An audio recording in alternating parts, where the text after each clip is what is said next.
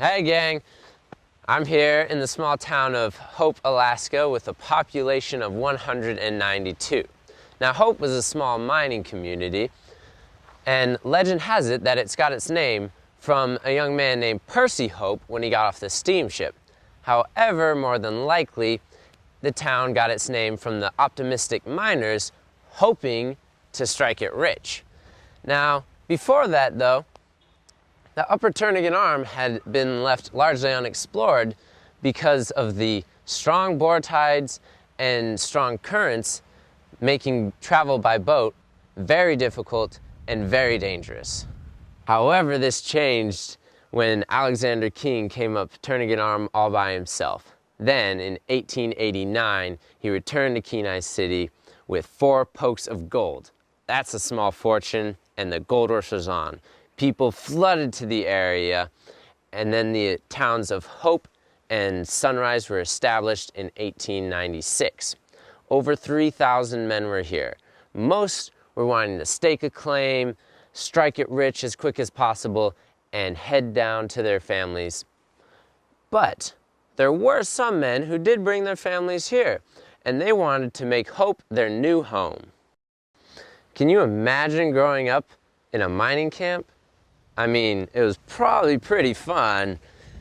Could have gotten a little bit dirty and nasty at times as well. And probably at other times it could be very hard and difficult. I mean, what would you guys do for fun? I mean, what would you guys do for friends? Where would you go to school at? Would there be any school? Well, Bobby Matheson was 8 years old when his family moved to Hope. And from him and his brother, we can learn what it was like to be kids during a gold rush.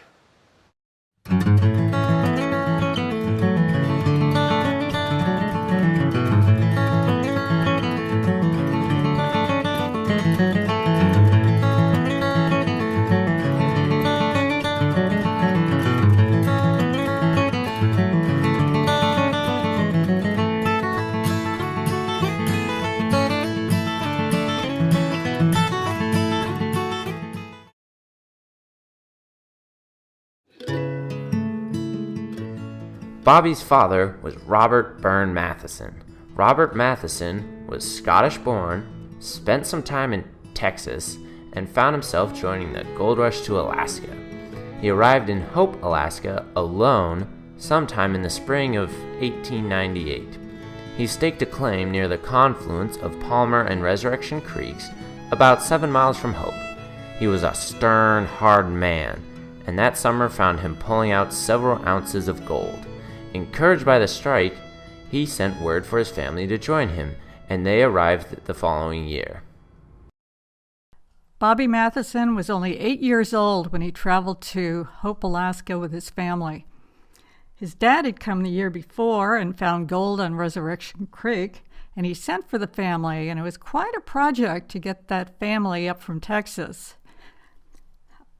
Bobby was 8, his brother Charlie was 16, his oldest brother John was 18, and they had a 14-year-old sister named Bessie who was crippled with polio. She couldn't walk at all, and they had to carry Bessie wherever they went. When they finally arrived in Hope by boat, they were all out of money, and that first winter was pretty lean. They lived in a one-room cabin, the 6 of them, up at the gold mine. Bobby remembered that he had rabbit skins for socks. He had worn out all his socks. But he was real helpful, got firewood, assisted his mom in taking care of Sister Bessie. Now, at first, there was no school for Bobby to go to. There weren't many kids in town, there was no teacher, and it didn't help that there wasn't a school building either. Well, that changed in 1904. And it had to do with a new community building, a bunch of dynamite, and a heart attack. New Community of Hope wanted a social hall, and in 1902-1903 they built one. It was opened for the first time for the Christmas party in 1903, and everyone went down there to eat and dance and play music. And a couple of the miners got a little too carried away and shut off some dynamite out on the tidal plant. And an elderly miner fell over dead, had a heart attack. Well, his wife was quite upset with the community, and she insisted that people hire her to teach school that spring so that she would have money to pay for ship passage back to outside. We like to say a hat was passed and people put money in it, and for the rest of that school year, January through May, she taught the students in her cabin. Bobby was part of that class. Now, in May of that year, Oscar Grimes stepped off the steamship. Now, at first, he worked for the Alaska Commercial Company, but that fall, the community loved him so much that they asked him to stay the winter and be a teacher for the children. While in Hope, I had a chance to visit the actual building where Bobby Matheson went to school. It's located at the Hope Museum. It's a really tiny cabin. It's amazing to realize that Oscar Grimes taught school and lived in this small building. You should really check it out if you're ever in Hope. You'll get to see some of the things used at that time period. You'll see a pocket watch that Oscar may have owned. You'll also get to see the type of books that the students may have used in their studies. Now, you have to remember that wintertime in a cabin is cold and dark. To help pass through those cold winter months, people would gather at the community hall every Saturday. Basically, it was their living room.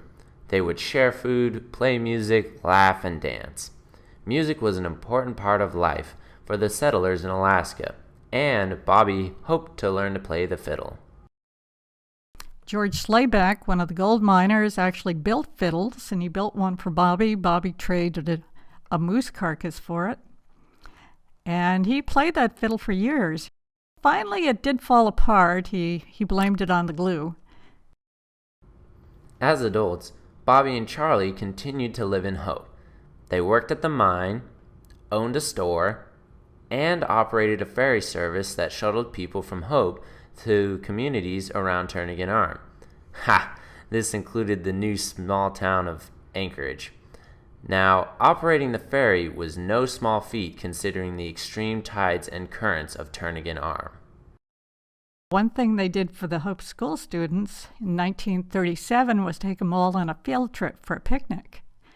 And they traveled down the Arm and in the boat, and Bobby was pointing out the landscape and trying to get as close to the shore as possible for the kids to look at the vegetation and the animals, and he went aground. He got caught on a rock, and when the tide went out, the boat was high and dry. The kids had to walk back to Hope, several miles. That was a favorite story. In 1951, the road to Anchorage was completed and their ferry service was no longer needed. So, the Matheson brothers moved out to their trapping cabin at Chickaloon. Now, eventually, Charlie passed away. But Bobby Matheson continued to live at the trapping cabin all by himself. To keep himself company, though, he made friends with many of the animals that lived near his cabin. He was especially fond of one bull moose that he named Sad Sam. During the winter, Bobby would cut willows to help Sam and the rest of the moose make it to spring.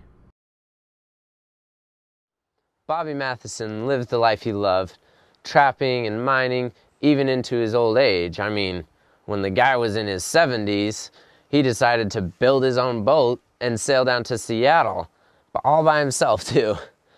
But he sadly never had the chance to do that because in 1967, when Bobby was 76 years old, his remains were found in his burned down cabin at Chickaloon Creek. He died living the way he loved, mining, trapping by himself independently.